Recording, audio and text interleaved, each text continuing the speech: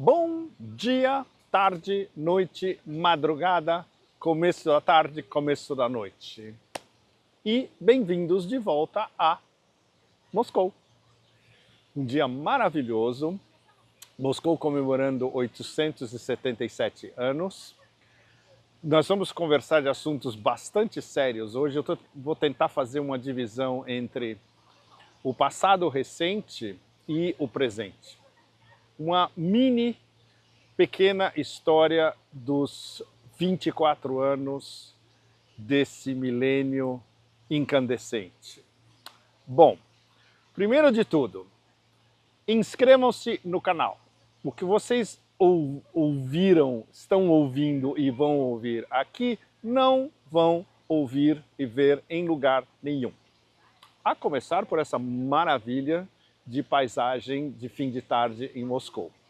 Bom, vamos falar das Guerras Eternas, que é a continuidade do que seria, desde o início do milênio, a narrativa fundamental e o mito, digamos, o mito fundamental do século XXI, como foi vendido para os americanos e para a opinião pública mundial pelos neocons, os neoconservadores, e os ziocons, os sionistas conservadores americanos, e um contraste com o que aconteceu na semana passada, onde eu estava em Vladivostok, no extremo leste russo, onde o Fórum de Vladivostok estava com certeza absoluta, mapeando o futuro da Rússia num projeto de desenvolvimento nacional até 2030 e até, em vários aspectos, até 2035.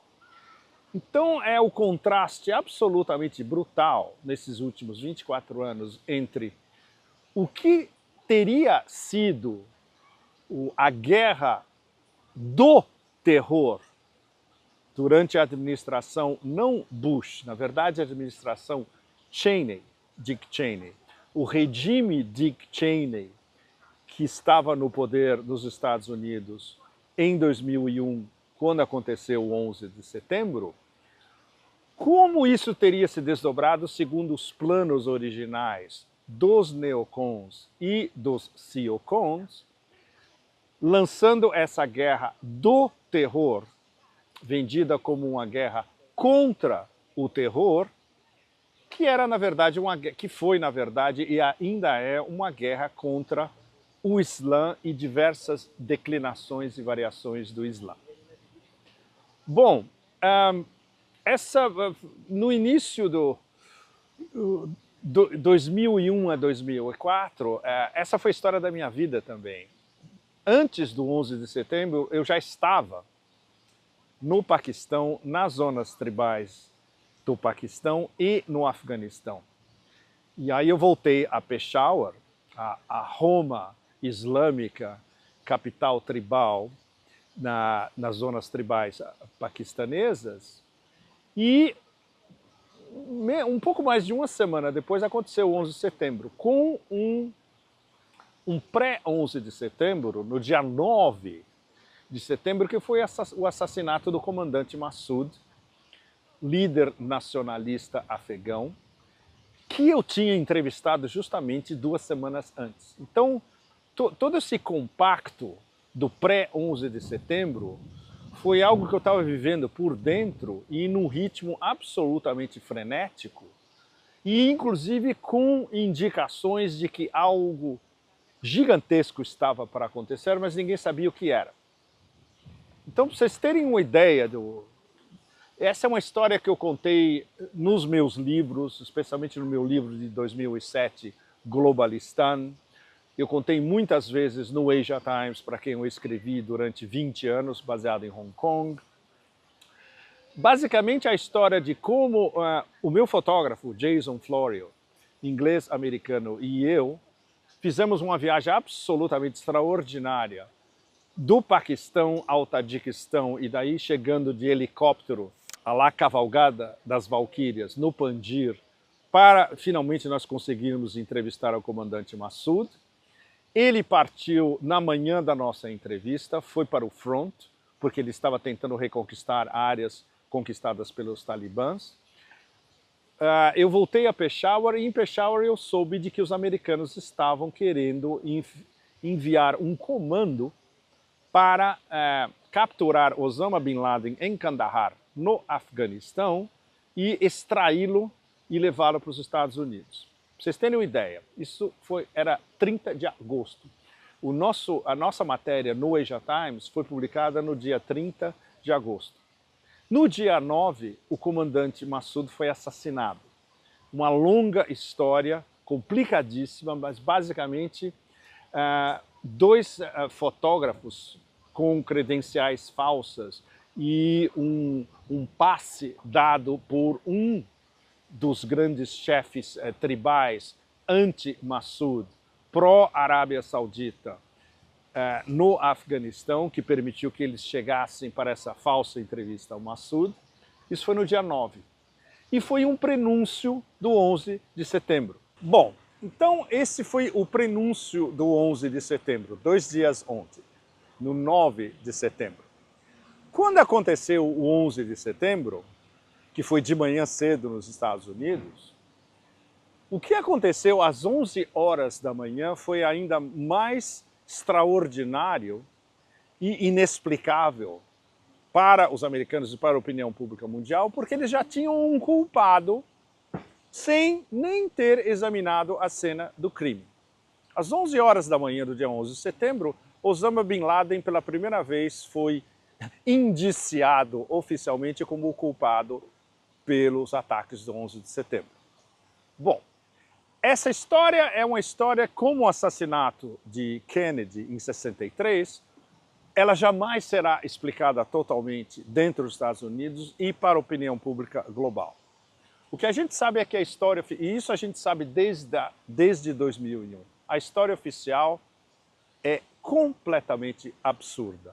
É, na verdade, a construção de um mito como se fosse um espetacular sucesso de bilheteria de Hollywood, no fundo, da maneira como foi filmada, encenada, construída, vendida e depois a bilheteria posterior durante vários anos.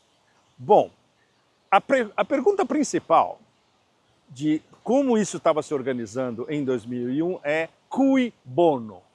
Voltamos ao velho latim. Quem se aproveitou dessa história? E quem se aproveitou do 11 de setembro, seja quem estivesse envolvido, seja as gradações de envolvimento, seja toda a história de fechar a narrativa totalmente e impedir qualquer tipo de narrativa paralela, foram justamente os neocons, os neoconservadores americanos, e os ziocons, os zionistas conservadores. Porque já havia um projeto que, escrito por eles e disseminado em Washington antes do final do milênio e depois codificado na organização o Projeto para o Novo Século Americano, PNAC, de que os Estados Unidos precisavam de um novo Pearl Harbor para, digamos, virar de ponta cabeça as relações no velho Oriente Médio, o que nós chamamos hoje Oeste da Ásia, que é a denominação correta.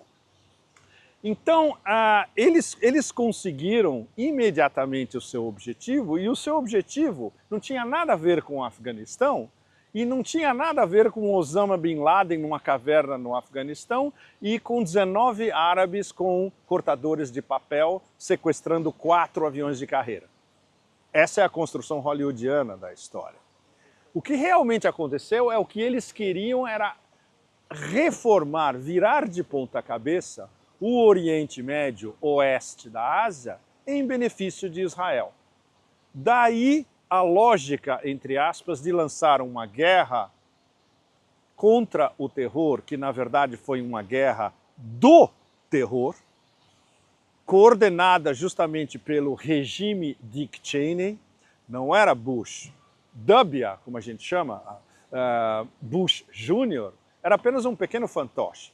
A administração americana era coordenada totalmente pelo vice-presidente Dick Cheney e por todos os neocons e ziocons em torno dele. Bom, eles conseguiram porque desde o início, e isso depois a gente conseguiu apurar meses depois, em relação a setembro e outubro, foi apurado inclusive antes do final do ano, e enquanto, por exemplo, vários de nós correspondentes ainda estávamos no Afeganistão, no meu caso e de alguns ingleses que nós estávamos trabalhando juntos, a gente estava em Tora Bora, quando os B-52 estavam bombardeando as montanhas de Tora Bora, achando que Osama Bin Laden estava lá. Ele já tinha fugido, ele já tinha feito um trekking de 50 quilômetros e já estava do outro lado, ele já estava no Paquistão. Bom, o objetivo dos neocons e dos ziocons era uma guerra constante no Oriente Médio e Oeste da Ásia contra uma série de países islâmicos. E isso foi confirmado por ninguém menos do que o general David Petraeus, ex-comandante da OTAN na Europa, que um dia foi visitar o Pentágono e contaram para ele a história de que, bom, o que a gente quer mesmo são 7 países em 5 anos. E entre esses 7 países em 5 anos, o principal, logo na sequência, era o Iraque. Então, essa reformulação radical do Oriente Médio e do Oeste da Ásia ia começar com o Iraque e iria prosseguir para a Síria, Líbano, Líbia e chegando, evidentemente, ao grande prêmio que era a desestabilização do Irã. Bom, isso começou em 2003. No final de 2002, todos nós já sabíamos que a guerra estava programada pelos neocons e ziocons contra o Iraque, era apenas uma questão de tempo. E todas aquelas articulações em torno da ONU e depois os Estados Unidos passando por cima da ONU, na segunda metade de 2002 até março de 2003, foi a preparação da invasão e da destruição do Iraque como nação. E na sequência nós tivemos as declinações diversas da guerra do terror, a desestabilização da Síria a partir de 2010, a destruição da Líbia pela OTAN, diretamente organizada pelos americanos e com os ingleses e os franceses numa espécie de vanguarda e os americanos numa retaguarda não tão retaguarda.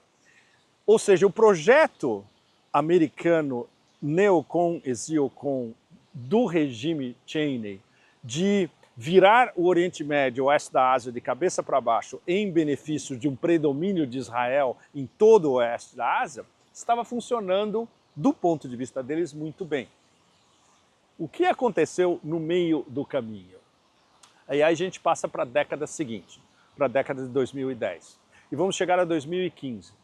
Em 2015, a Rússia interviu diretamente para salvar a Síria da desagregação absoluta e da Síria ser tomada por um sistema basicamente de salaf jihadistas e de jihadistas radicais e de diversas facções de salafis islâmicos radicais, hiperconservadores, extremistas completamente, contra um regime secular de Bashar al-Assad.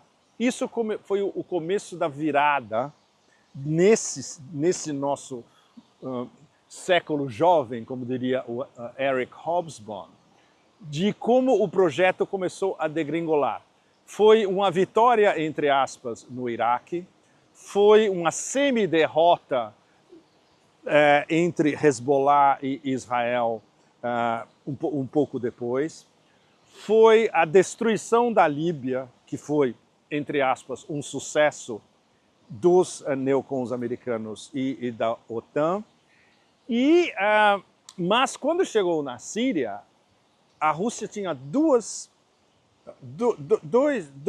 X da questão racionais para intervir na Síria. O fato de que as relações Moscou-Damasco eram muito fortes historicamente, ainda no tempo de Hafez Assad como líder da Síria, E o fato de que os russos perceberam perfeitamente que se eles não fossem capazes de intervir na Síria, o terrorismo que estava sendo implantado pelos americanos na Síria, ele faria uma ponte de Alepo até Grozny. E de Grozny poderia se espalhar pela Federação Russa. Bom, esse aqui, esse é o meu caderninho de anotações, esse merece uma pausa. Esse caderninho de anotações é do Iraque, é das forças de mobilização populares do Iraque. Eu recebi de presente há 3 semanas atrás, quando eu ainda estava no Iraque, antes de vir para a Rússia. E aqui que eu estou fazendo as minhas pequenas anotações, inclusive o que a gente está conversando agora. Bom, a gente vai chegar aqui rápido, porque depois do sucesso russo em, digamos, parar essa ofensiva da guerra do terror na Síria, houve declinações no resto do oeste da Ásia em termos da constituição do que a gente chama de eixo da resistência.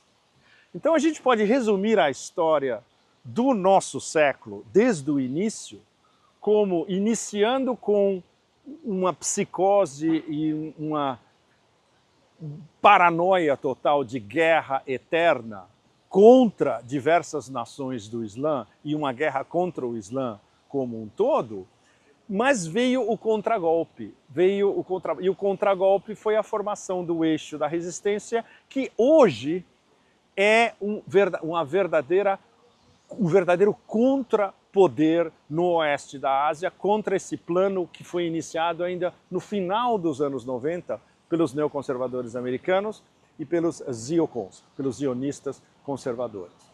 O eixo da resistência conta justamente com esse pessoal Hashd al-Shaabi, as forças de mobilização populares do Iraque, com Ansarallah, os Houthis, Hezbollah, milícias na Síria, o exército sírio oficial e, evidentemente, o Irã. Não só a Quds Force, a força Quds do Irã, mas um todo dos guardas revolucionários. E o grande conceptualizador de o que a gente está vivendo hoje, que é o eixo da resistência aliado com Hamas na Palestina e com outras facções palestinas, com a luta pela liberação e pela soberania da Palestina, esse eixo da resistência, ele foi conceptualizado e, na prática, quem coordenou tudo foi o general Soleimani. O que nos leva ao início dessa nossa década. A nossa década eu a denominei no início da década justamente, os anos 20 raivosos, traduzindo diretamente do inglês. É o título do meu livro que saiu no início de 2021, Os Anos 20 Raivosos. Prenúncio para o livro que saiu alguns meses atrás nos Estados Unidos, que é Eurásia contra Otanistão. Se vocês leem esses dois livros na sequência, eles fazem uma amostra dessa nossa década raivosa e justamente um dos temas principais é a evolução e a tentativa quase de primazia do eixo da resistência para finalmente quebrar esse projeto neoconservador, zionista radical, de reformular o Oriente Médio, o oeste da Ásia, em benefício do Estado de Israel e que hoje isso se configura em termos de um genocídio em câmara relativamente lenta, mas não tão lenta, com uma mentalidade talmúdica, psicopatológica e literalmente genocida do atual governo em Tel Aviv. E tudo isso foi virado de cabeça para baixo pelo eixo da resistência. Então, a história desses últimos 24 anos, a comemoração, entre aspas, do 11 de setembro essa semana, e o fato de que o tema principal do planeta, desde o ano passado, desde o dia 7 de outubro, ou seja, houve uma data fundamental, o 11 de setembro, e houve outra data fundamental, o 7 de outubro de 2023. É a reconfiguração da guerra do terror em termos de o eixo da resistência combatendo esse terror imperial, hegemônico, americano, israelense e apoiado justamente pela União Europeia e pela Comissão Europeia. Então, digamos, vocês podem ver tudo isso como se fosse uma mini história desses últimos 24 anos e do nosso milênio e especialmente dessa nossa década raivosa. Bom, agora eu estou conversando com Pedro o Grande. E Pedro o Grande está me perguntando, e aí, o que está acontecendo agora? Haha! Vamos responder a Pedro o Grande. O que está acontecendo agora é a resistência como um todo se consolidando por todo o oeste da Ásia, que era a última coisa que os idealizadores do projeto do novo século americano e de todos que se aproveitaram de tudo em torno do 11 de setembro poderiam esperar. O preço pago pela população palestina é absolutamente inimaginável para todos nós, mas a resistência continua. Ou seja, já existe uma derrota na prática, no terreno do regime em Israel. A situação com Hezbollah é similar. Hezbollah mandou um recado, basicamente, a Tel Aviv, dizendo, ok, se vocês querem ampliar a guerra e vocês vêm em cima da gente, vocês vão pagar um preço que vocês não conseguem nem imaginar também. No Iraque, as milícias das forças de mobilização popular, que foram convocadas ainda no meio da década passada pelo Ayatollah Sistani, a maior autoridade espiritual xiita do Iraque. Muitas estão ligadas diretamente ao Ministério da Defesa, outras são mais independentes e, por exemplo, conversando com eles há 3 semanas atrás, entre Bagdad e Karbala, o projeto continua em pé e é cada vez mais forte, que é basicamente organizar a expulsão definitiva das forças americanas do Iraque. Os americanos disseram que vão embora em 2025, todas as forças iraquianas queriam que isso tivesse acontecido ontem. Tem uma data, no final de 2025, mas pode ser que isso aconteça antes. Muito importante, o trabalho do Irã como um todo, o Irã como uma grande nação, parte dos BRICS, parte da Organização de Cooperação de Xangai e uma das grandes potências da Eurásia em sistema de organização cada vez mais profunda, apoia, digamos, o fulcro do eixo da resistência, apoio, evidentemente, à Palestina como um todo, mas o principal é que a coordenação entre todas essas forças, incluindo os grandes heróis pop do planeta, os Houthis Ansarallah, que são respeitados no planeta inteiro como um símbolo da resistência. Sozinhos, os Houthis foram capazes de basicamente humilhar a marinha americana. Ninguém conseguiu isso no século XX ou no século XXI. Os Houthis, Ansarallah Houthis, conseguiram. Então, essa organização, esse avanço, poderíamos dizer de uma certa maneira lento, gradual, mas seguro do eixo da resistência, desestabilizou completamente não só a demência sionista, como o império. Então, essa lógica de guerras eternas aplicada ao oeste da Ásia, o império e o seu porta-aviões, entre aspas, como nós poderíamos definir o Estado de Israel, é um processo lento, gradual e inseguro de uma humilhação absolutamente histórica. Isso está em andamento. O preço pago, evidentemente, é o preço sendo pago pela população palestina.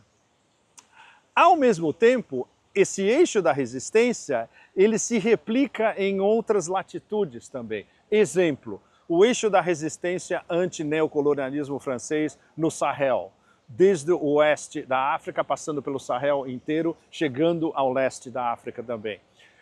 As milícias cristãs ortodoxas no Donbass, que eu tive a oportunidade de visitar 2 vezes no início desse ano, eles são um eixo da resistência contra a guerra do Ocidente contra a Rússia no solo negro de Novorossiya. Então esse é o painel de resistência, chegando aos 24, primeiros 25 anos dessa nossa década extremamente raivosa, e a comparação com o início do milênio e 2 décadas atrás, quando a gente achava que o mundo do século XXI ia ser totalmente dominado pelo pós-11 de setembro e pela guerra do terror do Império, e onde o Império seria invencível, tudo isso desmoronou completamente. A gente está numa outra realidade geopolítica, para não falar de uma nova realidade geoeconômica. O Fórum dos BRICS, o mês que vem aqui em Kazan, e o que eu tive a oportunidade de acompanhar diretamente a semana passada, o Fórum do Extremo Leste Russo em Vladivostok, onde a cabeça coletiva e as discussões, o exato oposto do que a gente está discutindo até esse minuto, literalmente, o futuro. Ou seja, a Rússia envolvida num projeto de união nacional e desenvolvimento sustentável nacional, a sua conquista do leste, que é um equivalente, uma imagem em espelhos do que a China começou a fazer em 1999, quando os chineses lançaram a campanha Vamos para o Oeste, que é a conquista do oeste chinês, do Xinjiang, e até os seus vizinhos na Ásia Central, e continuando, e depois com as novas rotas da seda, que foram basicamente lançadas em 2013 no Cazaquistão pelo presidente Xi Jinping, o grande projeto de política externa, geopolítico e geoeconômico da China, que é basicamente fazer comércio com todos os seus vizinhos e muito além, e com o Ocidente também, o Ocidente estando disposto a fazer comércio com a China. Então, o que a gente viu em Vladivostok a semana passada é, digamos, como se fosse uma espécie da contraparte do eixo da resistência, mas aí a resistência ativa, vindo de uma grande potência nuclear e hipersônica como a Rússia, e tendo em mente algo muito chinês, equivalente aos planos quinquenais chineses, de um desenvolvimento a longo prazo de todo o leste da Rússia, integrando leste e oeste da Rússia, e a Rússia como uma grande potência asiática, ou seja, a Rússia como uma grande potência da Ásia-Pacífico, que é a definição, você conversando com um indonésio em Java, com um burmês nas montanhas de Mianmar, no delta do Mekong no Vietnã, você fala de Ásia-Pacífico e todo mundo sabe o que se trata, é a região inteira. Os americanos inventaram uma terminologia nova, Indo-Pacífico, que não existe, basicamente, porque eles querem atrair a Índia como um vassalo para combater a China. Então eles tinham que mudar a terminologia. Nada disso se aplica mais. Então, esse pequeno resumo dos nossos 24 anos da década raivosa e, na verdade, do milênio raivoso até agora, a gente vê uma mudança absolutamente radical, para pegar uma imagem bastante chinesa, de olhar o fluxo do rio, e o fluxo do rio, os barcos que estão passando, eles estão nos levando para uma outra ilha muito além do rio, que a gente nem sabe que existe. E essa é uma ilha, digamos, a ilha e o continente da resistência psicologia deformada de guerras eternas, ante um domínio unilateral de um poder hegemônico, ante uma ordem internacional, entre aspas, baseada em, entre aspas, regras que o poder hegemônico muda totalmente. E isso estava sendo discutido a semana passada em Vladivostok por gente de negócios, por líderes regionais, por governadores regionais, por grandes empresas estatais e privadas russas, todas empenhadas num processo que é federal, da Federação Russa, e regional, de todas as diversas regiões do leste da Rússia e do Ártico, especialmente, aí é onde entra a Rota da Seda do Ártico também, que vai ser o grande corredor de comunicação do futuro, passando inclusive por cima do Canal de Suez, em questão de alguns anos. Tudo isso sendo discutido e os acordos comerciais saindo. Por exemplo, a semana passada fecharam 58 bilhões de dólares em acordos comerciais relativos a todo esse desenvolvimento do leste extremo da Rússia, do Ártico e da Rússia como uma grande potência na Ásia Pacífico. Bom, então isso, sem nem olhar as minhas notas, homenagem das Forças de Mobilização Popular Iraquianas, mas fica o nosso resumo relativamente auspicioso de que um outro mundo é possível e ele está sendo construído pela Rússia, pela China, pelos 10 da Associação de Países do Sudeste da Ásia que estavam presentes com força total em Vladivostok, pelos eixos da resistência e uma menção especial pelo eixo da resistência no oeste da Ásia, lutando contra a psicose e a demência de um mundo regido pelas guerras eternas. Bom, assinem o canal, aqui vocês escutam, veem, e inclusive passeiam pelo Rio, como em nenhum lugar na internet. Continuem e na semana que vem a gente continua ainda de Moscou e vamos abranger outros temas que vão levar diretamente ao grande acontecimento do mês que vem, que é a cúpula dos BRICS em Kazan. De Moscou, para vocês todos, muito obrigado. Até a semana que vem.